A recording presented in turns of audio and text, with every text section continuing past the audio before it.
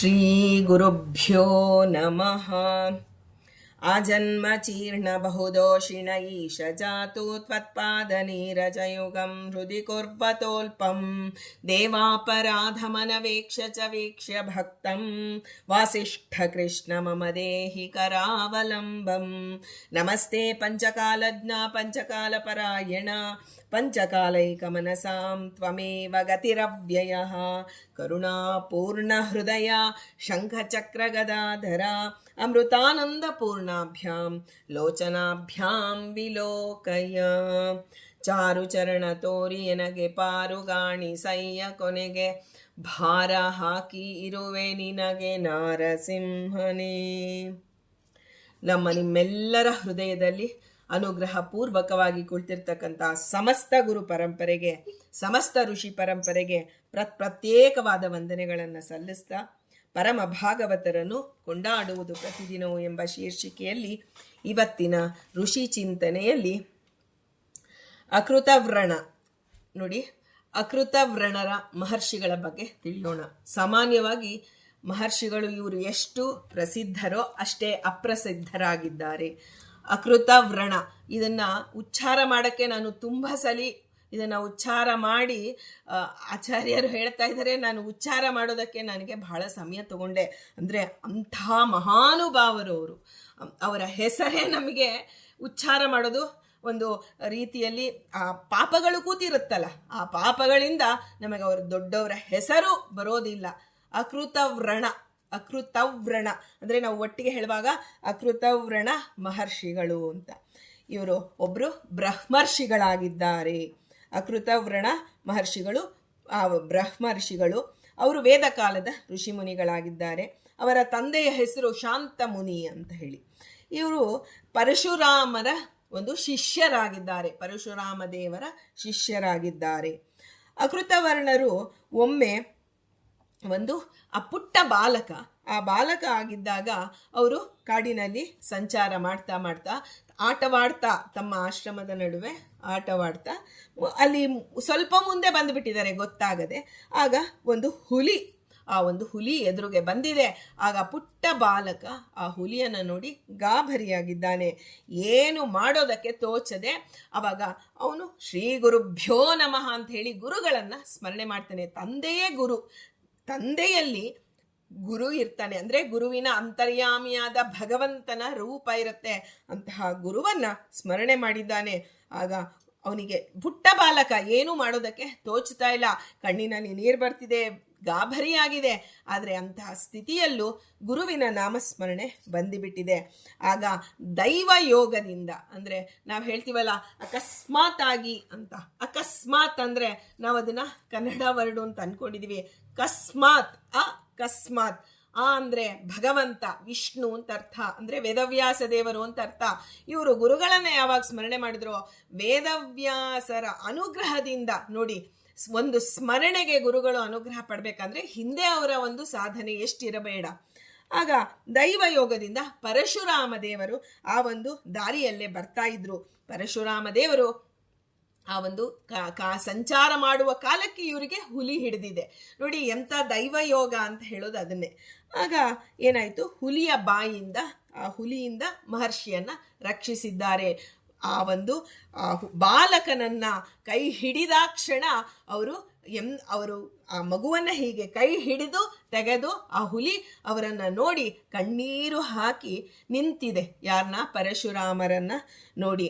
ಆಗ ಪರಶುರಾಮರು ನೋಡ್ತಾರೆ, ಅದು ಒಂದು ಸಜ್ಜೀವ, ಒಬ್ಬ ಗಂಧರ್ವ ಹುಲಿಯಾಗಿ ಅವನು ತನ್ನ ಒಂದು ಹಿಂದಿನ ಜನ್ಮದ ಪಾಪದಿಂದ ಆ ಒಂದು ಜನ್ಮ ಬಂದಿತ್ತು. ಪರಶುರಾಮರ ಆ ಒಂದು ಏನು ನೋಡುವಿಕೆಯಿಂದ, ಕೇವಲ ಅವರ ಸ್ಪರ್ಶ ಆಗಿಲ್ಲ ಹುಲಿಗೆ, ಆದರೆ ನೋಡುವಿಕೆಯಿಂದಲೇ ಅದಕ್ಕೆ ತಾನು ತನ್ನ ಒಂದು ಕ್ರೂರತ್ವ ಹೊರಟು ಹೋಯಿತು. ಆಗ ನಾವು ಹಿಂದೆ ಇದನ್ನ ಅಹೋಬಲ ನರಸಿಂಹನ ಒಂದು ಸ್ಥಾನದಲ್ಲಿ ವಿಜಯದಾಸರು ಹೀಗೆ ಪ್ರಯಾಣ ಮಾಡ್ತಾ ಇರ್ತಾರೆ. ಆವಾಗ ಒಂದು ಸಿಂಹದ ಗರ್ಜನೆ, ಹುಲಿಯ ಗರ್ಜನೆ ಕೇಳುತ್ತೆ.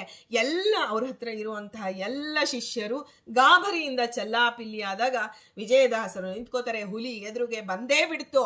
ಆ ಬಂದಾಗ ದೃಷ್ಟಿ ಇಟ್ಟು ನೋಡ್ತಾರೆ ವಿಜಯದಾಸರು.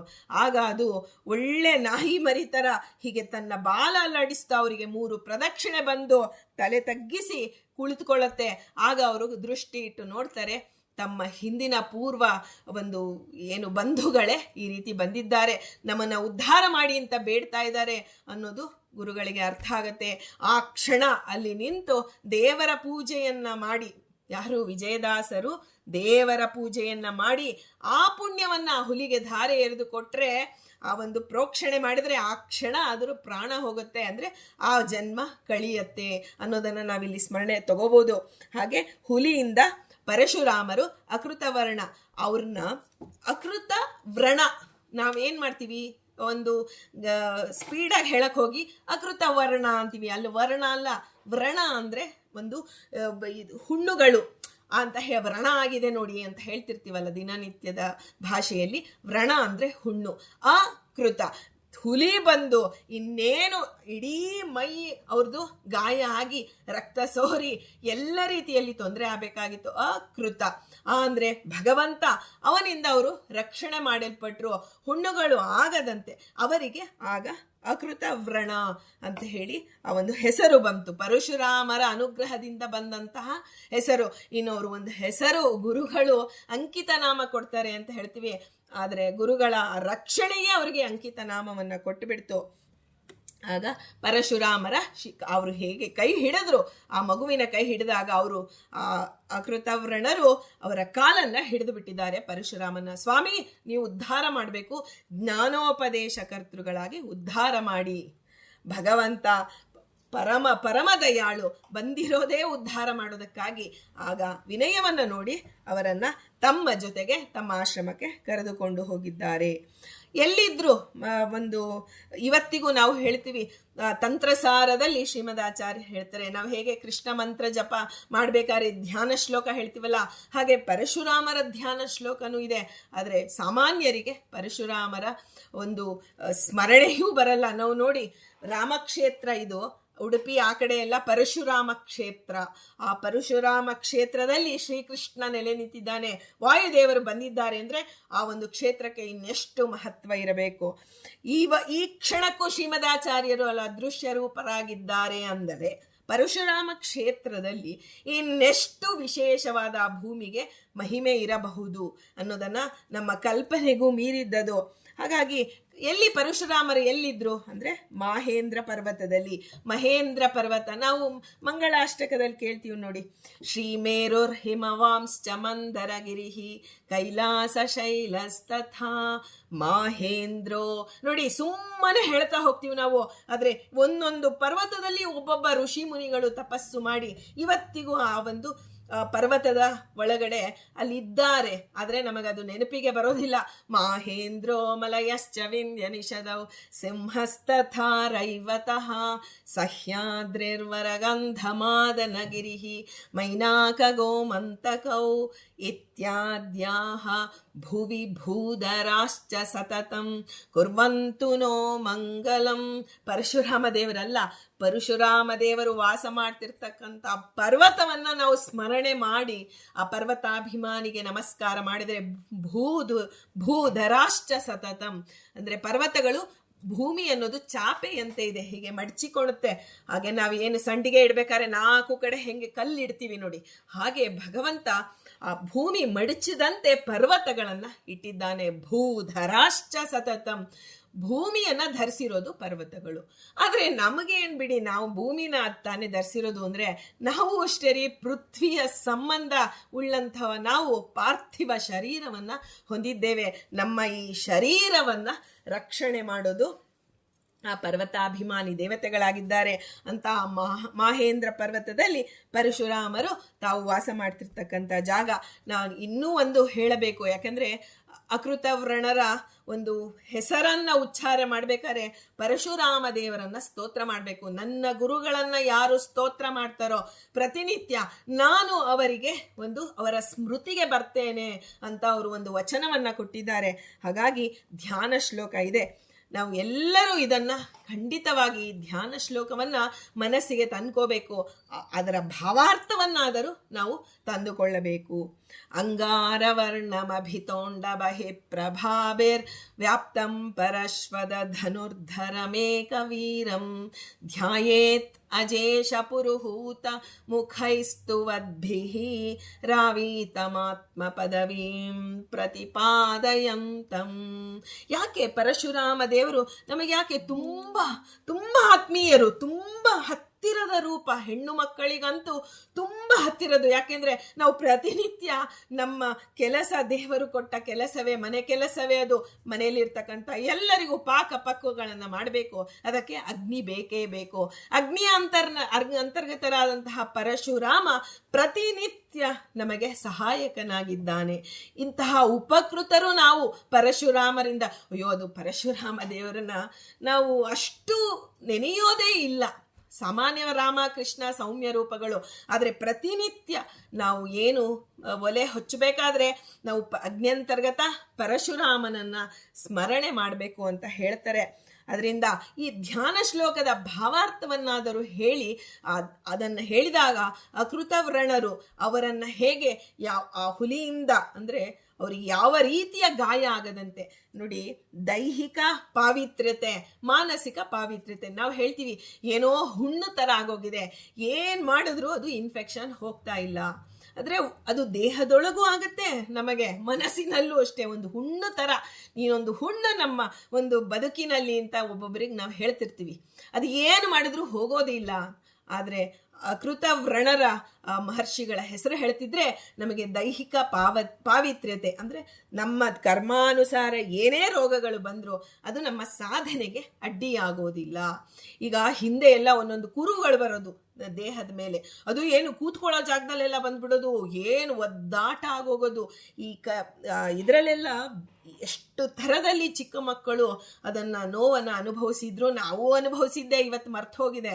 ಆದರೆ ಅಕೃತವ್ರಣರ ಆ ಒಂದು ಸ್ಮರಣೆ ನಮ್ಮ ಹುಣ್ಣಿಗೆ ಔಷಧ ಹಚ್ಚುವಾಗ ಅಕೃತವ್ರಣರನ್ನ ಸ್ಮರಣೆ ಮಾಡಿದರೆ ಅವ್ರದ್ದು ಸ್ಮರಣೆ ಬರೋದೇ ಇಲ್ಲ. ಆದರೆ ಪರಶುರಾಮ ದೇವರ ಸ್ಮರಣೆ ಮಾಡಿದ್ರೆ ಅವರು ನಾನೇ ಅನುಗ್ರಹ ಮಾಡ್ತೇನೆ ಅಂತ ಮಾತು ಕೊಟ್ಟಿದ್ದಾರೆ. ಹೀಗೆ ಪರಶುರಾಮ ದೇವರಿಂದ ರಕ್ಷಣೆ ಮಾಡಲ್ಪಟ್ಟಂತಹ ಅಕೃತವ್ರಣ ಅಂತ ಹೆಸರು ತಗೊಂಡ ಬಾಲಕ ಆ ಒಂದು ಮಹೇಂದ್ರ ಪರ್ವತಕ್ಕೆ ಬಂದಿದ್ದಾರೆ. ಅಲ್ಲಿ ತಮ್ಮ ಎಲ್ಲವನ್ನು ಗುರುಕಾಲ ವಾಸವನ್ನು ಮುಗಿಸಿ ಅಲ್ಲೇ ಒಂದು ಆಶ್ರಮವನ್ನು ನಿರ್ಮಿಸಿಕೊಂಡು ತಪಸ್ಸಿನಲ್ಲಿ ನಿರತರಾಗಿದ್ರು. ಯುಧಿಷ್ಠಿರ, ಪಾಂಡವರಿದ್ದರಲ್ಲ, ಆ ಪಾಂಡವರು ವನವಾಸದಲ್ಲಿದ್ದಾಗ ತನ್ನ ಜೊತೆಯಲ್ಲಿ ಒಂದು ಎಲ್ಲ ತನ್ನ ತಮ್ಮಂದಿರನ್ನೆಲ್ಲ ಕರೆದುಕೊಂಡು ಆ ಒಂದು ತೀರ್ಥಯಾತ್ರೆಯನ್ನು ಮಾಡ್ತಾ ಮಹರ್ಷಿಗಳ ಆಶ್ರಮಕ್ಕೆ ಯುಧಿಷ್ಠಿರ ಬಂದಿದ್ದಾನೆ. ಅವರಿಗೆ ಅಭಿದಾನ ಪೂರ್ವಕವಾಗಿ ನಮಸ್ಕಾರ ಮಾಡ್ತಾನೆ. ನೋಡಿ, ಅಕೃತವ್ರಣ ಎಷ್ಟು ಜನ ಮಹರ್ಷಿಗಳ ಅನುಗ್ರಹ ಪಡೆದಿದ್ರು ಪಾಂಡವರು ಧೌಮ್ಯರ ಒಂದು ಇದರಲ್ಲಿ ನೇತೃತ್ವದಲ್ಲಿ ಎಲ್ಲ ತೀರ್ಥಯಾತ್ರೆಯನ್ನು ಹಿಂದೆ ನಾವು ಕೇಳಿದ್ವಿ. ಧೌಮ್ಯರ ಒಂದು ಚಿಂತನೆ ಮಾಡುವಾಗ ಧರ್ಮರಾಜನೇ ಮುಂದೆ ನಿಂತು ಆ ಒಂದು ಎಲ್ಲ ರೀತಿಯ ತೀರ್ಥಯಾತ್ರೆಯನ್ನು ಮಾಡಿಸಿದ್ರು ಪುರೋಹಿತರಾಗಿ. ಹಾಗೆ ಅವರ ಒಂದು ಗೈಡೆನ್ಸಲ್ಲಿ ಬರ್ತಾರೆ. ಇಲ್ಲಿಗೆ ಅಕೃತವ್ರಣರ ಆಶ್ರಮಕ್ಕೆ ಬಂದು ಯುಧಿಷ್ಠಿರ, ಧರ್ಮರಾಜ ಆಶ್ರಮ ಮುನಿಗೆ ಅಭಿಧಾಮನೆ ಎಲ್ಲ ಮಾಡ್ತಾ ಅಭಿವಾದನ ಪೂರ್ವಕವಾಗಿ ನಮಸ್ಕಾರ ಮಾಡಿ, ಅಂದರೆ ನಾವು ಪ್ರವರ ಹೇಳಿ ಸಾಷ್ಟಾಂಗ ನಮಸ್ಕಾರವನ್ನು ಮಾಡಿ ಪರಶುರಾಮರನ್ನ ನಾವು ಭೇಟಿ ಆಗಬೇಕು ಸ್ವಾಮಿ. ಪರಶುರಾಮ ದೇವರನ್ನ ನಾವು ಈ ಭೇಟಿ ಆಗಬೇಕು. ಅವರು ಎಲ್ಲಿ ನಮಗೆ ಸಿಗ್ತಾರೆ? ನಿಮ್ಮನ್ನ ಕೇಳಿದರೆ ತಿಳಿಯತ್ತೆ ಅಂತ ಧೌಮ್ಯರು ಹೇಳಿದ್ದಾರೆ. ಅದಕ್ಕಾಗಿ ನೀವು ಹೇಳಿ. ನೋಡಿ, ನಮಗೆ ಪರಶುರಾಮ ದೇವರ ಅನುಗ್ರಹ ಆಗ್ಬೇಕಾದ್ರೆ ಅಕೃತವ್ರಣರ ಆ ಒಂದು ಚಿಂತನೆ ಬರಬೇಕು. ಆದರೆ ಪರಶುರಾಮ ದೇವರು ಸ್ಮರಣೆ ಮಾಡಿದ್ರೆ ಅಕೃತವರ್ಣರ ನೋಡಿ ಎಷ್ಟು ಸಲಿ ತಿದ್ದುಕೊಂಡ್ರು ಅಕೃತವರ್ಣ ಅಂತಾನೆ ಬರುತ್ತೆ. ಆದರೆ ಅಕೃತವ್ರಣ ಮಹರ್ಷಿಗಳು ಅವರು. ಹೀಗೆ ಆ ಒಂದು ಎಲ್ಲಿ ನಮಗೆ ಪರಶುರಾಮ ದೇವರು ಸಿಗ್ತಾರೆ ಅಂತಹ ಮಹಾತ್ಮರನ್ನ ನೀವು ನಮಗೆ ಸಂದರ್ಶನ ಮಾಡಬೇಕು, ಅದಕ್ಕೆ ನೀವು ಅನುಗ್ರಹ ಮಾಡಿ ಅಂತ ಕೇಳಿದಾಗ ಅಕೃತವ್ರಣರು ಉತ್ತರ ಕೊಡ್ತಾರೆ. ಧರ್ಮಜ, ನೀನು ಈ ಪವಿತ್ರ ಒಂದು ಸ್ಥಳಕ್ಕೆ ಆಗಮಿಸಿದ್ಯಾ, ಈ ಒಂದು ಮಹೇಂದ್ರ ಪರ್ವತಕ್ಕೆ ಬಂದಾಗಲೇ ಪರಶುರಾಮರಿಗೆ ನೀನು ಬಂದಿದ್ಯಾ ಅಂತ ತಿಳಿದಿದೆ. ಈಗ ಈ ಒಂದು ಆ ವಿಷಯದಲ್ಲಿ ಅವರಿಗೆ ನೀನು ಬಂದಿರೋದೇ ಗೊತ್ತಿದೆ. ಅದರಿಂದ ನಿನ್ನ ವಿಷಯದಲ್ಲಿ ಪರಮ ಪ್ರೀತರಾಗಿದ್ದಾರೆ ಪರಶುರಾಮ ದೇವರು. ಈಗ ಇಲ್ಲಿರುವ ಮಹರ್ಷಿಗಳಿಗೆ, ಈ ಕಾಡಿನಲ್ಲಿ ಮಹೇಂದ್ರ ಪರ್ವತದಲ್ಲಿ ಇರ್ತಕ್ಕಂಥ ಎಲ್ಲ ಮಹರ್ಷಿಗಳಿಗೆ ಪರಶುರಾಮ ದೇವರು ಪ್ರತಿ ಒಂದು ತಿಂಗಳ 2 ದಿನಗಳು ದರ್ಶನ ಕೊಡ್ತಾ ಇದ್ರು. ನೋಡಿ, ಅಂಥ ಕಾಡಿನಲ್ಲಿ ತಪಸ್ಸು ಮಾಡ್ತಾ ಇದ್ರು, ಜೊತೆಯಲ್ಲೇ ಇದ್ದರು. ಅವರಿಗೆ ಆ ಒಂದು ಸಂದರ್ಶನ ಕೇವಲ 2 ದಿನ, ಶುಕ್ಲ ಪಕ್ಷದ ಅಷ್ಟಮಿ ಮತ್ತು ಚತುರ್ದಶಿ ಅವರು ದರ್ಶನವೈತಾರೆ. ಅಂದರೆ ನಮಗೆಲ್ಲ ಕಾಣಿಸಿಕೊಳ್ತಾರೆ, ಬಂದು ನಮ್ಮೆಲ್ಲರ ಸಂಶಯಗಳನ್ನು ಪರಿಹಾರ ಮಾಡಿ ನಮ್ಮನ್ನು ಒಂದು ಏನು ಪ್ರತಿನಿತ್ಯದ ಬದುಕಿನಲ್ಲಿ ನಾವು ಮಾಡುವಂತಹ ಎಲ್ಲ ಆ ಒಂದು ಕರ್ಮಗಳನ್ನು ಶುದ್ಧಿ ಮಾಡಿ ಹೊರಡ್ತಾರೆ. ಆಗ ನಾಳೆಯೇ ಚತುರ್ದಶಿ ಆಗಿರೋದ್ರಿಂದ ನೀವು ಇಲ್ಲೇ ಇವತ್ತು ಈ ಆಶ್ರಮದಲ್ಲಿ ಉಳಿದುಕೊಳ್ಳಿ, ನಾಳೆ ಅವ್ರನ್ನ ನೀವು ಸಂದರ್ಶನ ಮಾಡಬಹುದು. ಆಗ ಯುಧಿಷ್ಠಿರನಿಗೆ ಅವರು ಪರಶುರಾಮ ದೇವರ ಚರಿತ್ರೆಯೆಲ್ಲ, ಆ ಇಡೀ ರಾತ್ರಿ ಕಾಲದಲ್ಲಿ ಪರಶುರಾಮ ದೇವರ ಚರಿತ್ರೆಯನ್ನೆಲ್ಲ ವಿವರಿಸಿದ್ದಾರೆ. ಮುಂದೆ ನಾವು ಅದನ್ನು ನೋಡೋಣ. ಈಗ ಬೆಳಗ್ಗೆ ಆಯಿತು, ಎಲ್ಲರೂ ತಮ್ಮ ತಮ್ಮ ಒಂದು ಆನ್ನಿಕಗಳೆಲ್ಲ ಮುಗಿಸ್ಕೊಂಡ್ರು. ಪರಶುರಾಮ ದೇವರು ಬರುವಂತಹ ಹೊತ್ತು ಆಯಿತು, ಎಲ್ಲರೂ ಕಾಯ್ತಾ ಇದ್ದಾರೆ. ಪರಶುರಾಮ ದೇವರು ಅಲ್ಲಿಗೆ ಬಂದೇ ಇದ್ದಾರೆ. ಯುಧಿಷ್ಠಿರಾದಿಗಳಿಗೆ ದರ್ಶನವನ್ನು ಕೊಟ್ಟು ಅವರ ಪೂಜೆಯನ್ನು ಸ್ವೀಕಾರ ಮಾಡ್ತಾರೆ. ಆಗ ಆ ಯುಧಿಷ್ಠಿರ ಅಕೃತವ್ರಣ ಮಹರ್ಷಿಗಳಿಗೆ ವಂದಿಸಿ ಮುಂದಕ್ಕೆ ಪ್ರಯಾಣ ಮಾಡಿದರು. ಪರಶುರಾಮ ದೇವರ ಅಂದರೆ ನಮಗೆ ಈ ನಮ್ಮ ಒಂದು ಏನು ರಾಜರಲ್ವಾ, ರಾಜರ್ಷಿಗಳು ಅವರೆಲ್ಲ ನಮ್ಮ ರಾಜ್ಯದ ಒಂದು ಇದಕ್ಕೆ ನಾವು ಮುಂದೆ ಯುದ್ಧ ಮಾಡಬೇಕಾಗಿದೆ. ಯುದ್ಧ ಮಾಡಿದಾಗ ಗಾಯಗಳು ಆಗೇ ಆಗುತ್ತೆ, ಆದರೆ ಯಾವುದೇ ರೀತಿಯ ಗಾಯಗಳು ನಮ್ಮ ಒಂದು ಏನಿದೆಲ್ಲ ಆ ಗಾಯಗಳು ನಮ್ಮ ಸಾಧನೆಗೆ, ನಾವು ಮಾಡುವಂತಹ ಕೆಲಸಕ್ಕೆ ತೊಂದರೆಯಾಗದಂತೆ ಮಾಡೋದಕ್ಕಾಗಿ ಪ್ರಾರ್ಥನೆ ಮಾಡಿದ್ದಾರೆ ಪರಶುರಾಮ ದೇವರನ್ನ. ಇದಕ್ಕೆ ಆಮೇಲೆ ಇದು ಪರಶುರಾಮ ಅಂದರೆ ಅಕೃತವ್ರಣರು ಧರ್ಮರಾಜನಿಗೆ ಪರಶುರಾಮನನ್ನ ಸಂದರ್ಶನ ಮಾಡೋದಕ್ಕೆ ಅವರು ಅನುಕೂಲ ಮಾಡಿಕೊಟ್ರು. ಈ ಒಂದು ಚರಿತ್ರೆಯನ್ನ ನಾವು ಮನಗಾಣ್ತಾ ಬಂದರೆ, ಅಂದರೆ ಮನಸ್ಸಿನಲ್ಲಿ ನಾವು ಪರಶುರಾಮ ದೇವರನ್ನ ಕಾಣಬೇಕು. ಪ್ರತಿದಿನ ನಾವು ಅವರಿಂದ ಉಪಕೃತರು. ನಾವು ಎಲ್ಲೋ ಇರೋ ಕಾಡಿನಲ್ಲಿ ಪರಶುರಾಮ ದೇವರು ಇದ್ದಾರೆ ಅಂತ ತಿಳಿಬಾರ್ದು. ಪ್ರತಿನಿತ್ಯ ನಮ್ಮ ಬದುಕಿನಲ್ಲಿ ಪರಶುರಾಮ ದೇವರ ಒಂದು ನಂದಾದೀಪ ಹಚ್ಚಲಿ. ಅಲ್ಲೂ ಅಗ್ನಿ ಇದೆ ನೋಡಿ, ಅಗ್ನ್ಯಂತರ್ಗತ ಮುಖ್ಯ ಪ್ರಾಣ ಅಂತರ್ಗತ ಶ್ರೀ ಪರಶುರಾಮಾಯ ನಮಃ ಅಂತ ಹೇಳ್ತೀವಿ. ಆದರೆ ಕೇವಲ ಯಜ್ಞ ಯಾಗ ಅದರಲ್ಲಿ ಮಾತ್ರ ಪರಶುರಾಮನನ್ನು ಸ್ಮರಣೆ ಮಾಡ್ತೀವಿ. ನಮ್ಮ ಮನೆಯ ನಂದಾದೀಪ ಹಚ್ಚುವಾಗಲೂ ನಾವು ಪರಶುರಾಮ ದೇವರನ್ನ, ಪರಶು ಅಂದರೆ ಕೊಡಲಿ, ರಾಮ ಆ ಪರಶುರಾಮ ಕೊಡಲಿಯನ್ನ ಇಟ್ಟು ದುಷ್ಟ 21 ಬಾರಿ ಭೂಮಂಡಲವನ್ನ ಪ್ರದಕ್ಷಿಣೆ ಮಾಡಿ ದುಷ್ಟ ಕ್ಷತ್ರಿಯರ ಸಂಹಾರ ಮಾಡಿದಂತಹ ಭಗವಂತನ ರೂಪ ಪರಶುರಾಮ. ಇಂತಹ ಪರಶುರಾಮ ಆ ಒಂದು 21 ದುರ್ಮತಗಳ ಒಂದು ಸಂಸ್ಕಾರ ನಮ್ಮಲ್ಲಿ ಕೂತಿದೆಯಲ್ಲ. ಪರಶುರಾಮ ದೇವರನ್ನು ಯಾಕೆ ನಾವು ಸ್ಮರಣೆ ಮಾಡಬೇಕು ಅಂದರೆ 21 ದುರ್ಮತಗಳ ಆ ಸಂಸ್ಕಾರವೇ ಕೂತ್ಬಿಟ್ಟಿದೆ ನಮ್ಮ ಮನಸ್ಸಲ್ಲಿ. ಅದಕ್ಕೆ ನಾನು ನನ್ನದು, ನಾನು ನನ್ನದು, ನಾನು ನನ್ನದು ನನ್ನವರು ಅಂತ ನಮ್ಮ ಮನಸ್ಸಿಗೆ ಸದಾ ಬರ್ತಾ ಇರುತ್ತೆ. ಅಂತಹ ಆ ಸಂಸ್ಕಾರ, ದುರ್ಮತಗಳ ಸಂಸ್ಕಾರವನ್ನ ನಾಶ ಮಾಡಿ ನಮಗೆ ಯಥಾರ್ಥ ಜ್ಞಾನವನ್ನ ಹೊಂದಿಸುವಂತಹ ಗುರುಗಳನ್ನ ನಮಗೆ ಹೊಂದಿಸಿಕೊಡೋರು ಪರಶುರಾಮ ದೇವರಾಗಿದ್ದಾರೆ. ಅದಕ್ಕಾಗಿ ಈ ಚರಿತ್ರೆಯನ್ನ ಧರ್ಮಜನಿಗೆ ಆ ಪರಶುರಾಮ ದೇವರನ್ನ ಸಂದರ್ಶನ ಮಾಡಿಸಿದಂಥ ಅಕೃತವ್ರಣ ಮಹರ್ಷಿಗಳನ್ನು ಚಿಂತನೆ ಮಾಡಿದರೆ ನಮಗೂ ಶೀಘ್ರದಲ್ಲಿಯೇ ಗುರುಗಳ ಅನುಗ್ರಹವಾಗತ್ತೆ. ಈಗ ಇದಕ್ಕೆ ಆ ಅಕೃತವ್ರಣರ ಬಗ್ಗೆ ಈಗ ನಾವು ಇದನ್ನು ತಿಳಿಯೋಣ. ಇನ್ನೊಂದು ಪ್ರಸಂಗದಲ್ಲಿ ಮಹಾಭಾರತದಲ್ಲಿ ಇದೆಲ್ಲವೂ ಬಂದಿದೆ. ಸೂತರು ಅಂತ ನಾವು ಕೇಳ್ತೀವಿ, ಸೂತ ಶೌನಕರ ಸಂವಾದ ಅಂತ ನಾವು ಕೇಳ್ತೀವಲ್ಲ. ಸೂತರು ಯಾರು ಗೊತ್ತಾ? ಅಕೃತವ್ರಣರ ಶಿಷ್ಯರಾಗಿದ್ದಾರೆ. ಅಲ್ಲಿ ಸ್ಪಷ್ಟತೆ ಬರೋದಿಲ್ಲ, ಅದನ್ನು ಮುಂದೆ ಹಾಗೆ ಹೇಳಿಕೊಂಡು ಹೊರಟ್ಬಿಡ್ತಾರೆ. ಆದರೆ ಸೂತರು ಅಂತ ನಮ್ಮ ಬಾಯಿಗೆ ಬಂದಾಗ ಇಷ್ಟೆಲ್ಲ ಪುರಾಣಗಳನ್ನು ಹೇಳಿದಂತಹ ಸೌತಿಗಳು ಅಂತ ನಾವೇನು ಹೇಳ್ತೀವ, ಅವರು ಅಕೃತವ್ರಣರ ಶಿಷ್ಯರಾಗಿದ್ದಾರೆ. ಆ ಹುಲಿ ಏನಿತ್ತಲ್ಲ, ಹುಲಿಯನ್ನ ಕಾಪಾಡಿದ್ರಲ್ಲ ಒಬ್ಬ ಗಂಧರ್ವ, ಆ ಗಂಧರ್ವನಿಗೂ ಒಂದು ಶಾಪ ಇತ್ತು. ಆ ಶಾಪದಿಂದ ಅವನು ಹುಲಿಯಾಗಿದ್ದ. ಆ ಶಾಪವೂ ವಿಮೋಚನೆ ಆಯಿತು. ಇವರಿಗೂ ಯಾವುದೇ ರೀತಿಯಲ್ಲಿ ವ್ರಣ ಆಗಿಲ್ಲ, ದೈಹಿಕ ವ್ರಣ ಇಲ್ಲ, ಮಾನಸಿಕ ವ್ರಣ ಇಲ್ಲ. ಮಾನಸಿಕ ವಿಷಯಗಳು ನೋಡಿ, ನಾವು ಹೇಳ್ತಾ ಇರ್ತೀವಿ, ಒಂದು ಕೆರೆದು ಹುಣ್ಣಾದ್ರೆ ಗಾಯ ಆದ್ರೆ ಕೆರಿಬೇಡ ಅಂತಾರೆ. ಕೆರೆದು ಇನ್ನು ಗಾಯ ಜಾಸ್ತಿ ಮಾಡ್ಕೋತೀವಿ. ಹಾಗೆ ಮಾನಸಿಕ ಒಂದು ದುಃಖವೂ ಅಷ್ಟೇ ಪದೇ ಪದೇ ನೆನೆಸಿಕೊಂಡು ಮಾಡಿ ಆ ವ್ರಣ ಜಾಸ್ತಿ ಆಗುವಂತೆ ಮಾಡುವಂತಹ ಬುದ್ಧಿ ನಮ್ಮೆಲ್ಲರದ್ದು. ಆದರೆ ನಾವು ಇವರನ್ನ ಸ್ಮರಣೆ ಮಾಡಿದರೆ ಅವತ್ತು ಹೇಗೆ ಪರಶುರಾಮ ದೇವರು ಬಂದು ಅವರನ್ನ ಕಾಪಾಡಿ ಶಿಷ್ಯನನ್ನಾಗಿ ಮಾಡಿಕೊಂಡ್ರೋ ಹಾಗೆ ನಮಗೂ ಒಳ್ಳೆಯ ಸದ್ಗುರುಗಳನ್ನ ಹೊಂದಿಸಿಕೊಡ್ತಾರೆ. ಇನ್ನೊಮ್ಮೆ ನಾವು ದ್ವಾಪರ ಯುಗದಲ್ಲಿ ಅಕೃತವ್ರಣರ ಒಂದು ಚಿಂತನೆಯಲ್ಲಿ ಎಲ್ಲಿ ಬಂದಿದ್ದಾರೆ ಅನ್ನೋದನ್ನು ಗಮನಿಸೋಣ. ಈಗ ಭೀಷ್ಮಾಚಾರ್ಯರು ತಮ್ಮನಾದಂತಹ ವಿಚಿತ್ರ ವೀರ್ಯನಿಗೋಸ್ಕರ ಒಂದು ಕಾಶಿ ದೇಶದ ರಾಜಕುಮಾರಿಯರಾದಂತಹ ಅಂಬಿಕೆ ಮತ್ತು ಅಂಬಾಲಿಕೆ ಇವರನ್ನ ಸ್ವಯಂವರ ಮಂಟಪಕ್ಕೆ ಹೋಗಿ ಅಲ್ಲಿರ್ತಕ್ಕಂಥ ಎಲ್ಲರನ್ನ ಸೋಲಿಸಿ ಆ ಮೂವರನ್ನ ಕರೆದುಕೊಂಡು ತನ್ನ ತಮ್ಮನಿಗೆ ವಿವಾಹಕ್ಕಾಗಿ ಕರೆದುಕೊಂಡು ಬರ್ತಾ ಇದ್ದಾರೆ ಭೀಷ್ಮಾಚಾರ್ಯರು. ಆಗೇನಾಯಿತು, ಅದರಲ್ಲಿ ಆ ಒಂದು ಗೆದ್ದಾದ ಮೇಲೆ ಅಂಬೆ ಹೇಳ್ತಾಳೆ, ನಾನು ಸಾಲ್ವರಾಜನನ್ನ ಈ ಮೊದಲೇ ನಾನು ಮನಪೂರ್ವಕವಾಗಿ ಪತಿ ಅಂತ ಹೇಳಿ ಸ್ವೀಕಾರ ಮಾಡಿಬಿಟ್ಟಿದ್ದೀನಿ, ಅದರಿಂದ ನಾನು ಅವನನ್ನೇ ವಿವಾಹವಾಗ್ತೀನಿ. ಆಗ ಭೀಷ್ಮಾಚಾರ್ಯ ಹೇಳ್ತಾರೆ, ಆಯ್ತಮ್ಮ ನೀನು ಅವನನ್ನೇ ಮಾಡ್ತೀನಿ ಅಂದರೆ ಆಯ್ತು ಅಂತ ಹೇಳಿ ಸಾಳ್ವರಾಜನ ಬಳಿ ಕಳಿಸಿಕೊಟ್ಬಿಡ್ತಾರೆ ಅಂಬೇನ. ಇಲ್ಲಿ ಮತ್ತು ಅಂಬಿಕೆ ಮತ್ತು ಅಂಬಾಲಿಕೆಯನ್ನು ಮಾತ್ರ ಕರೆದುಕೊಂಡು ಬರ್ತಾರೆ. ಆದರೆ ಭೀಷ್ಮಾಚಾರ್ಯರು ಅಂಬೆಯನ್ನು ಕಳಿಸಿದ್ರು ಸಾಳ್ವರಾಜನ ಬಳಿ.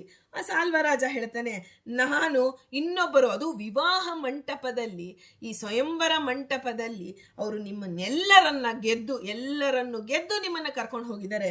ಇನ್ನೊಬ್ಬರು ಗೆಲ್ಲಲ್ಪಟ್ಟ ಕನ್ಯೆಯನ್ನು ನಾನು ಸ್ವೀಕಾರ ಮಾಡೋದಿಲ್ಲ ಅಂತ ಸಾಲ್ವರಾಜ ಹೇಳ್ತಾನೆ. ಹೀಗೆ ಭೀಷ್ಮರಿಂದಲೂ ತಿರಸ್ಕೃತಳು, ಈ ಕಡೆ ಸಾಲ್ವರಾಜನಿಂದಲೂ ತಿರಸ್ಕೃತಳಾಗಿ ಬಿಟ್ಲು ಅಂಬೆ. ಅವಳ ಭವಿಷ್ಯ ಏನಾಯ್ತು, ಅವಳ ಜೀವನ ಏನಾಯ್ತು, ನಷ್ಟ ಆಯಿತು ಅಂತ ಹೇಳಿ ದುಃಖಪಟ್ಟ ಅಂಬೆ ಎಲ್ಲರನ್ನ ಕೇಳ್ತಾಳೆ. ಯಾಕೆಂದ್ರೆ ಎಲ್ಲರನ್ನೂ ಈಗಾಗಲೇ ಭೀಷ್ಮಾಚಾರ್ಯರು ಗೆದ್ದಿದ್ದಾರೆ, ನಾನು ಯಾರ ಹತ್ರ ಹೋದರೆ ಈ ಒಂದು ಸಮಸ್ಯೆಗೆ ಪರಿಹಾರ ಸಿಗಬೇಕು ಅಂತ ಯೋಚನೆ ಮಾಡಿ ಅವಳು ಕಾಡಿಗೆ ಬರ್ತಾಳೆ, ಮಹೇಂದ್ರ ಪರ್ವತಕ್ಕೆ ಬರ್ತಾಳೆ. ಅಲ್ಲಿ ಹೋತ್ರವಾಹ ಅನ್ನುವ ಒಬ್ಬ ರಾಜರ್ಷಿ ಇದ್ದಾರೆ. ಅವ್ರು ಯಾರು ಅಂದ್ರೆ ಅಂಬೆಯ ತಾಯಿಯ ತಂದೆ, ಅಂದ್ರೆ ತಾಯಿಯ ತಂದೆ ಅಂಬೆಯ ಒಂದು ತಾತ ಅಲ್ಲಿದ್ರು. ಯಾವುದು ಆ ಒಂದು ಅಕೃತವ್ರಣ ಮಹರ್ಷಿಗಳ ನಡುವೆ ಇದ್ದಂತಹ ಒಬ್ಬ ರಾಜರ್ಷಿ. ಅವರಿಗೆ ಬಹಳ ಜನ ಶಿಷ್ಯರಿದ್ರು, ಅದರಲ್ಲಿ ಇವರು ಒಬ್ಬರಾಗಿದ್ರು. ಅಂಬೆ ಏನ್ ಮಾಡಿದ್ಲು, ತನ್ನ ತಾತನ ಬಳಿ ಹೋದಳು. ಯಾಕೆಂದ್ರೆ ಋಷಿ ಮುನಿಗಳು ಹಿಂದಿನ ಕಾಲದಲ್ಲಿ ಯಾರಿಗೂ ಬರದೇ ಇರ್ತಕ್ಕಂಥ ಒಂದು ಪರಿಹಾರವನ್ನ ಅವರು ಕೊಡ್ತಾ ಇದ್ರು. ಎಂಥ ಸಮಸ್ಯೆ ಇದ್ರೂ ಅವರು ಜ್ಞಾನಪೂರ್ವಕವಾದ ಪರಿಹಾರ ಕೊಡ್ತಿದ್ರು. ಅದು ಅಲ್ಲದೆ ತನ್ನ ತಾತನೇ ಇದ್ದಾನೆ ಅಂತ ಹೇಳಿ ಅಂಬೆ ಅಲ್ಲಿಗೆ ಹೋಗ್ತಾಳೆ. ಹೋದಾಗ ಆ ಹೋತ್ರವಾಹ ಅನ್ನೋನು ತನ್ನ ಮೊಮ್ಮಗಳನ್ನ ಏನ್ ಮಾಡ್ತಾನೆ, ನಾನು ಇದಕ್ಕೆ ಪರಿಹಾರ ಕೊಡಲಾರೆ, ಯಾಕಂದ್ರೆ ಭೀಷ್ಮಾಚಾರ್ಯರನ್ನ ಯಾರು ಎದುರಿಸಕ್ಕಾಗತ್ತೆ, ಹಾಗಾಗಿ ಅವರು ಭೀಷ್ಮಾಚಾರ್ಯರು ಗಂಗಾಪುತ್ರರು, ಅವರನ್ನ ಎದುರಿಸೋ ಶಕ್ತಿ ನಮಗೆ ಯಾರಿಗೂ ಇಲ್ಲ ಅಂತ ಹೇಳಿ ಪರಶುರಾಮ ದೇವರ ಬಳಿ ನಾವು ಕರ್ಕೊಂಡು ಹೋಗ್ಬೇಕು ನೀನನ್ನ.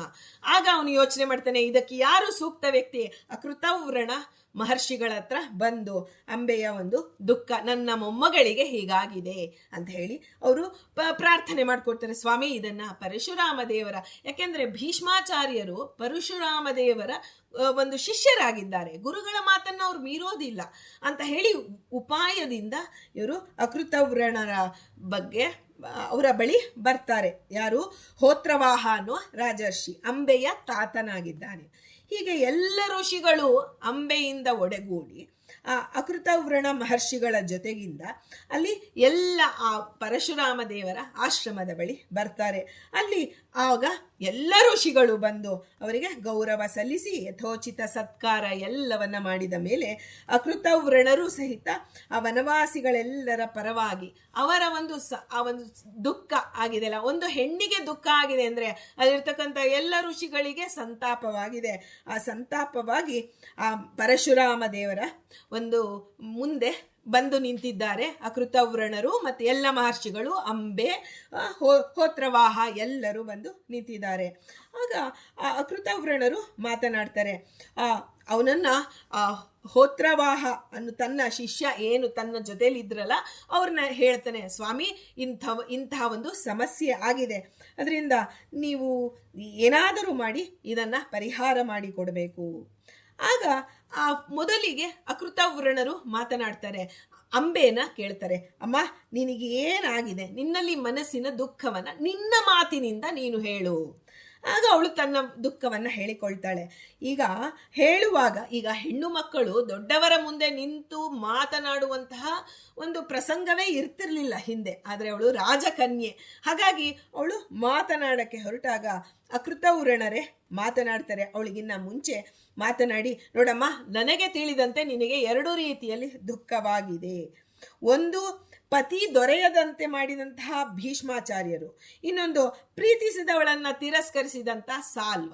ಈ ಇಬ್ಬರಿ ಮೇಲೂ ನಿನಗೆ ದುಃಖ ಆಗಿದೆ. ಆದರೆ ನೀನು ಯಾರ ಮೇಲೆ ಪ್ರತೀಕಾರ ತಗೊಳಕ್ ನಿನ್ನ ದುಃಖ ಪರಿಹಾರ ಆಗ್ಬೇಕಾದ್ರೆ ನಿನಗೆ ಈಗ ನಮಗೆ ಒಂದು ಸಣ್ಣ ಮಕ್ಕಳಿಗೆ ನೋಡಿ ಓಡಾಡ್ತಿರ್ತಾರೆ, ಏನೋ ಬಿದ್ಬಿಡ್ತಾರೆ. ಅವಾಗ ಬಿದ್ದಾಗ ಅದು ಜೋರಾಗತ್ತಾಗ ತಾಳು ಹತ್ತ ಮಾಡ್ತೀನಿ ಅಂತ ಹೇಳಿ ನಾವು 1-2 ಏಟ್ ಸುಮ್ಮನೆ ಕೈ ಹಿಂಗಂದ್ರೆ ಅದಕ್ಕೇನೋ ಸಂತೋಷ ಮಗುವಿಗೆ. ನನಗೆ ಏಟಾದಂಥ ಜಾಗದಲ್ಲಿ ಇವರು 1 ಏಟ್ ಕೊಟ್ಟರು, ಅದಕ್ಕೆ ನಾವು ಏನು ಹೊಡೆದ್ರೆ ನಮಗೆ ನೋವಾಗತ್ತೆ. ಆದರೆ ಆ ಮಗು ಗೊತ್ತಿರಲ್ಲ, ಆ ಮಗು ಅಷ್ಟೇ ರೀತಿಯಲ್ಲಿ ಸಮಾಧಾನ ಆಗುತ್ತಲ್ಲ. ಹಾಗೆ ಅವ್ರು ಕೇಳ್ತಾರೆ, ನಿನಗೆ ಭೀಷ್ಮಾಚಾರ್ಯರನ್ನ ಶಿಕ್ಷೆ ಮಾಡಿದರೆ ನಿನಗೆ ದುಃಖ ಪರಿಹಾರ ಆಗತ್ತೋ, ಅಥವಾ ಸಾಲ್ವರಾಜನ ಬಗ್ಗೆ ಅವನು ನಿನ್ನ ತಿರಸ್ಕಾರ ಮಾಡಿದ್ನಲ್ಲ, ಅವನಿಗೇನಾದರೂ ಪ್ರತೀಕಾರ ತಗೊಳಕ್ಕೆ ನೀನು ಇಷ್ಟಪಡ್ತೀಯಾ? ಆಗ ನೋಡಿ, ಅಕೃತವ್ರಣರು ಎಷ್ಟು ಹೆಣ್ಣು ಮಕ್ಕಳ ದುಃಖಕ್ಕೆ ಸ್ಪಂದಿಸ್ತಾ ಇದ್ರು ಅಂದರೆ ಅದನ್ನು ಪರಶುರಾಮ ದೇವರವರೆಗೂ ಕರ್ಕೊಂಡು ಹೋಗಿದ್ದಾರೆ, ಅವಳ ಒಂದು ಇದನ್ನು ದುಃಖ ಪರಿಹಾರಕ್ಕಾಗಿ. ಆಗ ಅವ್ರು ಹೇಳ್ತಾರೆ, ಪರಶುರಾಮ ದೇವರು ಏನು ಮಾಡ್ತಾರೆ, ಸಾಲ್ವನನ್ನು ಬೇಕಾದರೆ ಕರೆಸಿ ನಿನ್ನನ್ನು ಮದುವೆ ಆಗು ಅಂತ ಹೇಳಿ ಆದೇಶ ಮಾಡಿದ್ರೆ ಅವನು ಆಗಲೇಬೇಕು. ಭೀಷ್ಮಾಚಾರ್ಯರು ಅಷ್ಟೇ, ಅವನಿಗೇನು ಶಿಕ್ಷೆ ಕೊಡಬೇಕೋ ಅದನ್ನು ಪರಶುರಾಮ ದೇವರು ಕೊಟ್ಟರೆ ಅವ್ರು ತಗೊಂಡೇ ತಗೋತಾರೆ. ನೀನಿವಾಗ ನಿಶ್ಚಯ ಮಾಡು, ಯಾರ ಬಗ್ಗೆ ನಿನಗೆ ತುಂಬ ನೋವಾಗಿದೆ ಅಂತ ಹೇಳ್ತಾರೆ.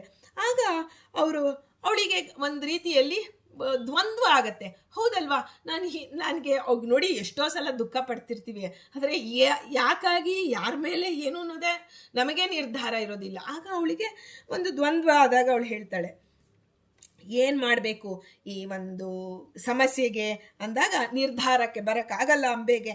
ಆಗ ಅವಳು ಹೇಳ್ತಾಳೆ, ಅಕೃತವ್ರಣ ಮಹರ್ಷಿಗಳೇ, ನಾನು ನನ್ನ ನಿರ್ಧಾರವನ್ನು ನಿಮಗೆ ಬಿಟ್ಟಿದ್ದೇನೆ. ನೀವು ಹೇಗೆ ಹೇಳಿದರೆ ಹಾಗೆ ನಾನು ಕೇಳ್ತೀನಿ. ನನಗೆ ಗೊತ್ತಾಗ್ತಿಲ್ಲ. ತನ್ನ ಒಂದು ಮಾನಸಿಕ ದ್ವಂದ್ವವನ್ನು ಋಷಿಗಳ ಹತ್ರ ಹೇಳ್ಕೊತಾಳೆ. ಆಗ ಆ ಅಕೃತವ್ರಣ ಮಹರ್ಷಿಗಳು ಆ ಹೋತ್ರವಾಹ ಅನ್ನೋರನ್ನ ಕೇಳ್ತಾರೆ, ಏನಪ್ಪ ಇದನ್ನು ಹೇಗೆ, ಯಾಕೆಂದರೆ ದೊಡ್ಡವರ ಬಳಿ ನಾವು ಹೋಗಿ ಶರಣಾದರೆ ನಮ್ಮ ಜವಾಬ್ದಾರಿ ಅವ್ರದ್ದಿರುತ್ತೆ. ಆಗ ನಿನ್ನ ಮೊಮ್ಮಗಳ ವಿಷಯ ಇದು, ನೀನೇನು ಹೇಳ್ತೀಯ? ಆಗ ಅವ್ರು ಹೇಳ್ತಾರೆ, ಅವ್ರು ಏನು ಹೇಳ್ತಾರೆ, ಯಾರು ಹೋತ್ರವಾಹ ಅನ್ನೋ ಋಷಿಗಳು. ನೋಡಿ, ಇದರಲ್ಲಿ ಮೊದಲಿಗೆ ಏನು ಅಂದರೆ, ಗಾಂಗೇಯ ಅಂದರೆ ಭೀಷ್ಮಾಚಾರ್ಯರು ಹಸ್ತಿನಾಪುರಕ್ಕೆ ನಮ್ಮ ಅಂಬೆಯನ್ನು ಕರೆದುಕೊಂಡು ಹೋಗದಿದ್ದರೆ ಇದೆಲ್ಲ ನಡೀತಾನೆ ಇರಲಿಲ್ಲ. ಈ ಸಾಲ್ವ ಯಾಕೆ ತಿರಸ್ಕಾರ ಮಾಡ್ದ? ಇವ್ರು ಕರ್ಕೊಂಡು ಹೋಗಿದ್ದಕ್ಕೆ ತಾನೇ ತಿರಸ್ಕಾರ ಮಾಡಿದ್ದು. ಹಾಗಾಗಿ ಮೂಲವಾಗಿ ಭೀಷ್ಮಾಚಾರ್ಯರು ಅದನ್ನು ಕರೆದುಕೊಂಡು ಹೋಗಿದ್ದಾರೆ. ಅವರಿಗೆ ಗೊತ್ತಿಲ್ಲ ಅಂಬೆ ಸಾಲ್ವರಾಜನನ್ನ ಇದು ಮಾಡಿದ್ದಾಳೆ, ವರಿಸಿದ್ದಾಳೆ ಅನ್ನೋದು ಗೊತ್ತಿಲ್ಲ. ಆದರೆ ಅವರು ಕರೆದುಕೊಂಡು ಹೋದ ಮೇಲೆ ಇಷ್ಟೆಲ್ಲ ನಡೆದಿರೋದ್ರಿಂದ ನಮಗೆ ಭೀಷ್ಮಾಚಾರ್ಯರ ಅವರಿಗೆ ಒಂದು ಶಿಕ್ಷೆ ಆಗಬೇಕು. ಈ ಒಂದು ತಪ್ಪಿಗೆ, ಇವಳ ನೋವಿಗೆ ಪರಿಹಾರ ಭೀಷ್ಮಾಚಾರ್ಯ ಕೊಡಬೇಕು, ಇಲ್ಲ ಅವರೇ ಮದುವೆ ಮಾಡ್ಕೋಬೇಕಷ್ಟೇ. ಆಗ ಅಂಬೆ ಅದು ಪ್ರಾರ್ಥನೆ ಮಾಡ್ತಾಳೆ, ನೀವೇನು ಹೇಳ್ತಿರೋ ಹಾಗೆ ಕೇಳ್ತೀನಿ ಅಂದಾಗ ಭೀಷ್ಮಾಚಾರ್ಯ ಹೇಳ್ತಾರೆ, ನಾನು ಆ ಜನ್ಮ ಬ್ರಹ್ಮಚಾರಿ ಅಂತ ಹೇಳಿ ನಾನು ಪ್ರತಿಜ್ಞೆ ಮಾಡಿದ್ದೇನೆ, ನಾನು ಮದುವೆ ಆಗೋದಕ್ಕೆ ಸಾಧ್ಯವೇ ಇಲ್ಲ. ಆಗ ಇಷ್ಟೆಲ್ಲ ಆದಾಗ ಪರಶುರಾಮ ದೇವರು ಮಾತನಾಡ್ತಾರೆ. ಆಗ ಅಕೃತವ್ರಣರ ಇದನ್ನ ಕೇಳ್ತಾರೆ, ನೀವೇನು ಹೇಳ್ತೀರಾ? ನೋಡಿ, ಎಲ್ಲರ ಅಭಿಪ್ರಾಯವನ್ನು ದೇವ ಕೇಳ್ತಾನೆ, ಎಲ್ಲ ಋಷಿ ಮುನಿಗಳ ಅಭಿಪ್ರಾಯವನ್ನು ಪರಶುರಾಮ ದೇವರು ಕೇಳ್ತಾರೆ. ಆಗ ಪರಶುರಾಮ ದೇವರಿಗೆ ಅವಳ ಪರಿಸ್ಥಿತಿಯನ್ನು ಆ ಒಂದು ಸನ್ಯಾಸಿಗಳು ನೋಡಿ, ಎಂಥ ಮೊಮ್ಮಗಳು ತಾನು ವಾನಪ್ರಸ್ಥಾಶ್ರಮಕ್ಕೆ ಬಂದು ಎಲ್ಲ ಆದರೂ ಅವಳ ಒಂದು ಹೆಣ್ಣು ಬಂದು ಶರಣಾಗಿದ್ದಾಳೆ ಅಂದ ಮೇಲೆ ಅವಳಿಗೆ ನ್ಯಾಯ ಕೊಡಿಸಬೇಕಾದ್ದು ನಮ್ಮ ಧರ್ಮ ಅಂತ ಹೇಳಿ ಆ ಒಂದು ಪರಶುರಾಮ ದೇವರಿಗೆ ಹೇಳ್ತಾರೆ, ನೀವು ಆ ಒಂದು ಭೀಷ್ಮಾಚಾರ್ಯರನ್ನು ಕರೆದು ಅವರಿಗೆ ನೀವು ಶಿಕ್ಷಾ ಕೊಡಬೇಕು. ಆಗ ಏನು ಶಿಕ್ಷೆ ಕೊಡಬೇಕು? ತನ್ನ ಶಿಷ್ಯ, ಅವನಿಗೆ ಏನು ಶಿಕ್ಷೆ ಕೊಡೋಕ್ಕೆ ಸಾಧ್ಯ? ಆಗ ಅವರು ಕೇಳ್ತಾರೆ ಭೀಷ್ಮಾಚಾರ್ಯರನ್ನ ಹಸ್ತಿನಾಪುರಕ್ಕೆ ಬಂದು, ಅಂದರೆ ಒಳಗೆ ಪುರಪ್ರವೇಶ ಮಾಡೋಲ್ಲ, ಯಾರೋ ಪರಶುರಾಮ ದೇವರು ಹೊರಗಿನಿಂದ ನಿಂತು ಹೇಳಿ ಕಳಿಸ್ತಾರೆ ಭೀಷ್ಮಾಚಾರ್ಯರಿಗೆ. ಬರ್ತಾರೆ ಭೀಷ್ಮರು, ತಮ್ಮ ಗುರುಗಳು ಬಂದಿದ್ದಾರೆ ಅಂತ ಹೇಳಿ. ಆಗ ಅವರು ಹೇಳ್ತಾರೆ, ನೋಡು, ನೀನು ಅಂಬೆಯನ್ನ ವಿವಾಹ ಮಾಡಿಕೋ. ಆಗ ಭೀಷ್ಮಾಚಾರ್ಯ ಹೇಳ್ತಾರೆ, ನನ್ನ ಪ್ರತಿಜ್ಞೆ ಇದೆ ಸ್ವಾಮಿ, ದೇವನ ಸಾಕ್ಷಿಯಾಗಿ ಮಾಡಿದಂತಹ ಪ್ರತಿಜ್ಞೆ, ಇದನ್ನ ನಾನು ಮುರಿಯಲಾರೆ. ನೋಡಿ, ವಾಗ್ ನಿಶ್ಚಯ, ಒಮ್ಮೆ ಆಡಿದ ಪರಶುರಾಮ ಯಾರು? ವಾಗಾಭಿಮಾನಿ ಅಗ್ನ್ಯಂತರ್ಗತ ಅವನೇ ಆಡಿಸಿದ ಮಾತು ಅದು, ಅವನೇ ನಿಂತು ಪ್ರತಿಜ್ಞೆ ಮಾಡಿಸಿದ್ದು. ಈಗ ಅವನೇ ಹೇಳ್ತಾ ಇದ್ದಾನೆ ಅಂದಾಗ, ಈಗ ನಾವು ಶಂತನು ಆ ಒಂದು ಇದರಲ್ಲಿ ನಾವು ಭೀಷ್ಮಾಚಾರ್ಯ ಯಾರು? ಅವರು ಇಚ್ಛಾಮರಣಿಗಳು. ತಾವು ಮರಣ ಯಾವಾಗ ಬೇಕು ಅನ್ನೋದನ್ನ ತಾವೇ ನಿರ್ಧಾರ ಮಾಡುವಂತಹ ಒಂದು ವರವನ್ನ ತಂದೆಯಿಂದ ಪಡೆದಿರ್ತಕ್ಕಂಥವ್ರು. ಧರ್ಮವನ್ನ ತಂದೆ ಭೂಮಿಯಿಂದ ಅವನು ಪಿತೃಕಾರ್ಯ ಮಾಡಿದಾಗ ಭೀಷ್ಮಾಚಾರ್ಯರು ಅವನಿಗೆ ಸಂತೋಷದಿಂದ ಶಂತನು ಭೂಮಿ ಇಬ್ಬಾಗವಾಗಿ ಆ ಶಂತನುವಿನ ಕೈ ಮೇಲೆ ಬಂದರೆ ಆ ಭೀಷ್ಮಾಚಾರ್ಯರು ಆ ಒಂದು ಪಿಂಡವನ್ನ ಎಲ್ಲಿ ಇಡಬೇಕು ಅಂತ ಒಂದು ಕ್ಷಣ ಯೋಚನೆ ಮಾಡಿದ್ರಂತೆ. ಧರ್ಮ ಹೇಳಿದೆ ವಿಷ್ಣು ಪಾದದ ಮೇಲೆ ಇಡಬೇಕು ಅಂತ ಹೇಳಿ ತನ್ನ ತಂದೆ ಸ್ವತಃ ಬಂದು ಕೈ ನೀಡಿದರು, ಕೊಡದೆ ಆ ಧರ್ಮ ದಂತೆಯೇ ಆ ಪಿತೃಕಾರ್ಯವನ್ನ ನೆರವೇರಿಸಿ ಆಗ ಶಂತನು ಸಂತೋಷಪಟ್ಟು ಅವರಿಗೆ ಕೊಟ್ಟಂತಹ ವರ. ಇಂತಹ ಅನುಗ್ರಹ ಪಡೆದಂತಹ ಅವರು ಪರಶುರಾಮ ದೇವರು ಬಾಯಿ ಮಾತಿಗೆ, ಅಂದ್ರೆ ಆ ಅಂಬೆಯ ದುಃಖಕ ಎಲ್ಲವೂ ಗೊತ್ತಿದೆ, ಭಗವಂತ ಅವನೇ ನಿಂತು ಎಲ್ಲವನ್ನ ಅದು ಎಲ್ಲ ಜಗನ್ನಾಟಕ ಸೂತ್ರಧಾರ, ಏನೇನು ಮಾಡಬೇಕು, ಅಂಬೆ ಯಾರು, ಮುಂದೆ ಇದೇ ಭೀಷ್ಮಾಚಾರ್ಯರಿಗೆ ಅವಳು ಶಿಖಂಡಿಯಾಗಿ ಬಂದು ಇವರ ಒಂದು ಮರಣಕ್ಕೆ ಅವಳು ಕಾರಣಳಾಗಬೇಕು, ಎಲ್ಲವೂ ಗೊತ್ತಿದೆ. ಆ ಭೂಮಿಕೆಯನ್ನ ಈ ಅಕೃತವ್ರಣರ ಮೂಲಕ ದೇವ ಮಾಡಿಸ್ತಾ ಇದ್ದಾನೆ ಅಂತ ನಾವು ತಿಳಿಬೇಕು. ಆಗ ಸಾಳ್ವನನ್ನು ಕರೆಸಿದ್ದಾರೆ ಆ ಒಂದು ಅಂಬೆಯನ್ನ ವಿವಾಹವಾಗುವಂತ. ಸಾಳ್ವನು ಮದುವೆ ಆಗಲ್ಲ ಅಂದ. ಹಾಗೆ ಅವಳು ಮುಂಚೆನೆ ಹೇಳಿದ್ರಲ್ಲ, ನಾವು ಭೀಷ್ಮಾಚಾರ್ಯರು ಕರ್ಕೊಂಡು ಹೋಗಿದ್ದಕ್ಕೆ, ಭೀಷ್ಮರು ಕರ್ಕೊಂಡು ಹೋಗಿದ್ದಕ್ಕೆ ಇಷ್ಟೆಲ್ಲ ಆಯ್ತು ಅಂದಾಗ ಆಗ ಯುದ್ಧ ಆಗ್ಬೇಕು. ಆಗ ಪರಶುರಾಮ ದೇವರು, ನಿನಗೆ ಏನಂದ್ರೆ ಗುರುವಿನ ಒಂದು ಜೊತೆಗೆ ಯುದ್ಧ ಅನ್ನೋದು ಒಂದು ಶಿಕ್ಷೆ ಇದ್ದಂತೆ ಶಿಷ್ಯನಿಗೆ. ಯುದ್ಧ ಅಂತ ಹೇಳಿ ಗುರುವಿನ ಆಜ್ಞೆ ಅಂತ ತಿಳಿದು ಭೀಷ್ಮಾಚಾರ್ಯರು ಯುದ್ಧವನ್ನ ಮಾಡ್ತಾರೆ. ಗುರುಭಕ್ತಿ ಅಪಾರವಾದದ್ದು ಯಾರಿಗೆ? ಭೀಷ್ಮರಿಗೆ. ಆಗ ಮೊದಲಿಗೆ ಆ ಒಂದು ಯುದ್ಧಕ್ಕೆ ಮುಂಚೆ, ಅಂದ್ರೆ ಏನು ಶಿಕ್ಷೆ ಅನುಭವಿಸೋದಕ್ಕಿಂತ ಮುಂಚೆ ಪರಶುರಾಮ ದೇವರ ಹತ್ರ ಸಾಷ್ಟಾಂಗ ಪ್ರಣಾಮವನ್ನ ಮಾಡಿಬಿಡ್ತಾರೆ ಭೀಷ್ಮರು. ಆಗ ವಿಜಯೀ ಭವ ಅಂತ ಹೇಳಿ ಆಶೀರ್ವಾದ ಮಾಡೇ ಬಿಡ್ತಾರೆ. ಯಾಕೆಂದ್ರೆ ಶಿಷ್ಯ ವಾತ್ಸಲ್ಯ ಅಂತಹದ್ದು. ನಾನು ಗುರು ಹೇಳ್ತಾನೆ, ನಾನು ಶಿಷ್ಯನ ಮುಂದೆ ಸೋತರೂ ಪರವಾಗಿಲ್ಲ, ನನ್ನ ಶಿಷ್ಯ ಗೆಲ್ಲಬೇಕು. ಎಂತಹ ಗುರು! ಆ ಒಂದು ದಯಾವನ್ನ ಗಳಿಸಿಕೊಂಡಿದ್ರು ಆ ಶಿಷ್ಯ ವೃತ್ತಿಯಿಂದ ಭೀಷ್ಮಾಚಾರ್ಯರು ಅಂತ ಹೇಳಿ. ಆಗ ಆ ಒಂದು ಅಕೃತವ್ರಣರೇ ಪರಶುರಾಮರಿಗೆ ಸಾರಥಿ ಆಗ್ತಾರೆ ಯುದ್ಧವಾಗುವಾಗ. ಅಂದ್ರೆ ಎಂಥ ಇದು ನೋಡಿ, ಅಕೃತವ್ರಣ ಮಹರ್ಷಿಗಳು ಸಾರಥಿಯಾಗಿ ಆ ಒಂದು ಯುದ್ಧವನ್ನ ಮಾಡ್ತಾರೆ. ಏನು ಎಲ್ಲ ದೇವತೆಗಳು ಬಂದ್ಬಿಟ್ಟಿದ್ದಾರೆ. 21 ದಿನಗಳ ಕಾಲ ಯುದ್ಧ ಆಗತ್ತೆ. ಗುರು ಶಿಷ್ಯರಲ್ಲಿ ಯಾರು ಸೋಲೋದಿಲ್ಲ. ಆಗ ಎಲ್ಲರೂ ಪ್ರಾರ್ಥನೆ ಮಾಡ್ತಾರೆ, ಸ್ವಾಮಿ 21 ದಿನಗಳ ಕಾಲ ಯುದ್ಧ ಆಗಿದೆ, ದಯಮಾಡಿ ಇದನ್ನ ನಿಲ್ಲಿಸಬೇಕು ಅಂತ ಎಲ್ಲರೂ ಬಂದು ಕೇಳಿದಾಗ ಆಗ ಪರಶುರಾಮ ದೇವರು ಆ ಒಂದು ಯುದ್ಧವನ್ನ ತಮ್ಮ ಶಿಷ್ಯನೇ ಗೆದ್ದ ಅಂತ ಹೇಳಿ ಶಿಷ್ಯನಿಗೆ ಆ ಕೀರ್ತಿ.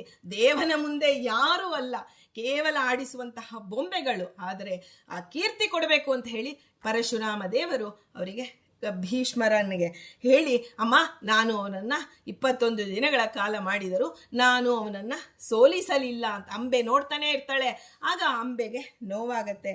ಆ ನೋವಾದಾಗ ಅವಳು ಹೇಳ್ತಾಳೆ, ನಾನೇ ತಪಸ್ಸಿಗೆ ಹೋಗಿ ನಾನು ವರವನ್ನ ಪಡೆದುಕೊಂಡು ಈ ಭೀಷ್ಮರ ಒಂದು ಮರಣಕ್ಕೆ ನಾನು ಕಾರಣಲಾಗ್ತೀನಿ ಅಂತ ಹೇಳಿ ಹೊರಟು ಬಿಡ್ತಾಳೆ. ಅದರಲ್ಲಿ ನಾವು ಭಗವದ್ಗೀತೆಯನ್ನ ಚಿಂತನೆ ಮಾಡ್ಬೇಕು. ಕೃಷ್ಣ ಅದನ್ನೇ ಹೇಳಿದ್ದು, ಉದ್ಧರೇದಾತ್ಮನಾತ್ಮಾನಂ ಅವಸಾದಯೇತ್. ಅಂದ್ರೆ ಏನು? ನನ್ನ ಉದ್ಧಾರಕ್ಕಾಗಿ ನನಗೆ ಏನು ಬೇಕಿದೆ ಅನ್ನೋದಕ್ಕೆ ನನ್ನದೇ ಪ್ರಯತ್ನ ಇರಬೇಕೆ ಹೊರತು, ಎಷ್ಟು ಎಲ್ಲರೂ ಬಂದು ನನಗೆ ಆ ಒಂದು ಹೊಂದಿಸಿ ಕೊಡಬೇಕು ಅಂದ್ರು ಅಲ್ಲಿ ನನ್ನ ಪ್ರಯತ್ನ ಇಲ್ಲ ಅಂದ್ರೆ ಅದು ಯಾವುದು ನನಗೆ ಸಿಗೋದಿಲ್ಲ.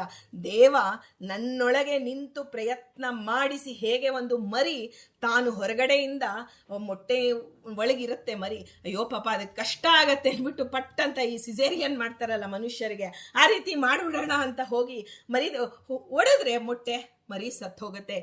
ಮರಿಯ ತನ್ನ ಶಕ್ತಿಯನ್ನೆಲ್ಲ ಉಪಯೋಗಿಸಿ ಮೊಟ್ಟೆ ಒಡೆದುಕೊಂಡು ಅದು ತಾನು ಬಂದ್ರೆ ಅದು ಬದುಕತ್ತೆ. ಹಾಗೆ ತಾನೇ ಪ್ರಯತ್ನ ಪಟ್ಟು ನಾನು ಏನು ಅಂದ್ರೆ, ಸ್ತ್ರೀ ಆದವಳಿಗೆ ಎಂಥ ಒಂದು ರೋಷ ಇತ್ತು, ಅದು ಅಂದ್ರೆ ದೇವ ಕೊಟ್ಟಂಥದ್ದು. ಪ್ರೀತಿ ಆಗಲಿ, ವಿಶ್ವಾಸ ಆಗಲಿ, ರೋಷ ಆಗಲಿ ಎಲ್ಲವೂ ಭಗವಂತ ಕೊಟ್ಟಿದ್ದಾನೆ. ಒಂದು ಮಾತಿನಿಂದ ಇಷ್ಟೆಲ್ಲ ಅನಾಹುತಗಳು ಅಂಬೆಯ ಜೀವನದಲ್ಲಿ ನಡೆದು ಹೋಯಿತು. ಅಕೃತವ್ರಣರು ಆ ಪರಶುರಾಮ ದೇವರ ಹತ್ರ ಕರೆದುಕೊಂಡು ಬಂದು ಅವಳ ಒಂದು ನಾವು ಹೇಳ್ಬೋದು, ಇಲ್ಲ ಪರಶುರಾಮ ದೇವರು ಹೇಳ್ಬಿಟ್ರಲ್ಲ, ಅವಳು ಮತ್ತೆ ಅಂಬೆ ತಪಸ್ಸಿಗೆ ಹೋದ್ಲಲ್ಲ, ಹೇಗೆ ನ್ಯಾಯ ಸಿಕ್ತು ಅಂತ ನಮಗೆ ಪ್ರಶ್ನೆ ಆಗುತ್ತೆ. ದೇವನ ಬಳಿ ಬಂದಾಗಲೂ ನ್ಯಾಯ ಸಿಕ್ಕಿಲ್ಲ ಆದರೆ ಭೀಷ್ಮರನ್ನ ನೀನು ಏನು ಮಾಡಿದರೂ ಯಾರು ಸೋಲ್ಸಕ್ಕಾಗೋದಿಲ್ಲ ಅನ್ನೋದು ಅಂಬೆಗೆ ಅರ್ಥ ಮಾಡಿಸಬೇಕಾಗಿತ್ತು. ಅವಳಿಗೆ ವಸ್ತುಸ್ಥಿತಿಯನ್ನ ಯಾರೂ ಅರ್ಥ ಮಾಡಿಸಿರ್ಲಿಲ್ಲ, ಆದರೆ ಪರಶುರಾಮ ದೇವರು ಅರ್ಥ ಮಾಡಿಸಿ ನೀನು ತಪಸ್ಸು ಮಾಡು, ಈ ಒಂದು ಏನು ನಿಮ್ಗೆ ಪ್ರಾಯಶ್ಚಿತ್ತಕ್ಕಾಗಿ ಸಜ್ಜನರಿಗೆ ನೀನು, ನಾವಿವಾಗ ಯಾರೋ ಒಂದು ಕಥೆ ಕೇಳ್ತೀವಿ ರಾಯರ ಚರಿತ್ರೆಯಲ್ಲಿ, ರಾಯರ ಮೇಲೆ ಯಾರೋ ಕಂಪ್ಲೇಂಟ್ ಮಾಡಿದ್ರಂತೆ, ನಿಮ್ಮ ಶಿಷ್ಯ ನೋಡಿ ನಾನು ಇಷ್ಟು ದಿನ ಒಂದು ಸೇವಾ ಮಾಡಿದೆ, ನನಗೆ ಅನುಗ್ರಹ ಮಾಡಿಲ್ಲ ಅಂತ ಕೋರ್ಟ್ ಸೀನ್ ಬರುತ್ತೆ. ಆಗ ಅದೆಲ್ಲ ನಾವು ಕೇಳ್ತೀವಿ ನೋಡಿ. ಹಾಗೆ ದೊಡ್ಡವರ ಮೇಲೆ ನಾವು ಕಂಪ್ಲೇಂಟ್ ತಗೊಂಡು ಹೋದರೆ ಭೀಷ್ಮರ ಮೇಲೆ ನಾವು ಏನು ಮೊಮ್ಮಗ ಭಗವಂತನಿಗೆ ತನ್ನ ಮಗಳ ಮಗ, ಗಂಗೆಯ ಮಗ ಶಂತನು ಅಂದರೆ ವರುಣ ಮತ್ತು ಗಂಗೆಯರ ಮಕ್ಕಳು ಯಾರು, ನಮ್ಮ ಭೀಷ್ಮರು. ಇಂಥವರ ಬಗ್ಗೆ ನೀನು ಅವರ ಒಂದು ತಪ್ಪನ್ನು ಎಣಿಸಿದ್ದಕ್ಕೆ ಅಂಬೆಗೆ ಎಂತಹ ಸ್ಥಿತಿ ಆಯಿತು ಅಂದರೆ ಅವರ ಒಂದು ಮರಣಕ್ಕೆ ಅವಳೇ ಕಾರಣಳಾದ್ರು. ಅದಕ್ಕೆ ಅವರ ಹಿಂದಿನ ಕಥೆಗಳೆಲ್ಲ ಇದೆ, ಯಾಕಾಗಿ ಅವಳು ಕಾರಣಳಾದ್ಲು ಅನ್ನೋದು ದೈವ ರಹಸ್ಯ. ಆದರೆ ಎಲ್ಲವನ್ನ ನಮಗೆ ಬಂದಂತಹ ಪರಿಸ್ಥಿತಿಯನ್ನು ನಾವು ಒಪ್ಪಿಕೊಳ್ಳಬೇಕು.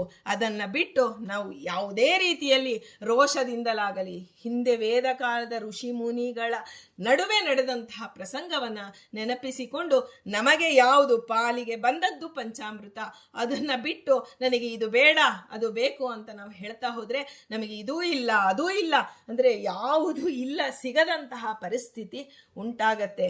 ಅಂಬೆ ಆ ಒಂದು ಅವಳ ವಿಷಯದಲ್ಲಿ ದೇವರಹಸ್ಯ ಇತ್ತು, ಹಾಗಾದ್ಲು. ಆದರೆ ನಾವು ಅದರಿಂದ ಏನು ಕಲಿಬಹುದು ಅಂದರೆ, ನಮಗೆ ಏನು ದೊರಕಿದೆಯೋ ಅದು ಸುಖ ಆಗಲಿ ದುಃಖವಾಗಲಿ ಸಖನೀನಾಗಿರೋ ಪಾಂಡುರಂಗ ಅಂತ ಏನು ದಾಸರು ಹೇಳಿದ್ದಾರೆ, ಅದೆಲ್ಲವನ್ನ ನೆನಪಿಸಿಕೊಂಡು ನನ್ನ ಉದ್ಧಾರಕ್ಕಾಗಿ ನಾನು ತಪಸ್ಸಿನ ಮೂಲಕ ಭಗವಂತನನ್ನು ಒಲಿಸಿಕೊಳ್ಳಬೇಕೇ ಹೊರತು ಯಾವ ಬೇರೆ ಮಾರ್ಗವೂ ದೇವನನ್ನು ಒಲಿಸೋದಕ್ಕೆ ಸಾಧ್ಯವಿಲ್ಲ. ಯಾವುದನ್ನೇ ಆದರೂ ಕೇವಲ ದೇಹದ ಒಂದು ವರಗಳನ್ನು ಪಡ್ಕೋಬೋದು, ಆದರೆ ಒಳಗಿನ ಜ್ಞಾನ ಪಡ್ಕೋಬೇಕಾದ್ರೆ ಭಗವಂತನ ಅನುಗ್ರಹ, ಒಳಗಿನಿಂದ ಬಿಂಬನ ಅನುಗ್ರಹದಿಂದಲೇ ಎಲ್ಲವೂ ಸಾಧ್ಯ ಅನ್ನೋದನ್ನು ಒಂದು ತಿಳಿಸಿಕೊಟ್ಟಿದ್ದಾರೆ. ರಾಜಸೂಯ ಯಾಗದಲ್ಲೂ ಪಾಂಡವರು ಮಾಡ್ತಾರಲ್ಲ, ಅದರಲ್ಲೂ ಅಕೃತವ್ರಣರು ಭಾಗವಹಿಸಿದ್ದಾರೆ. ಋತ್ವಿಜರಲ್ಲಿ ಅವರು ಒಬ್ಬರಾಗಿದ್ದಾರೆ.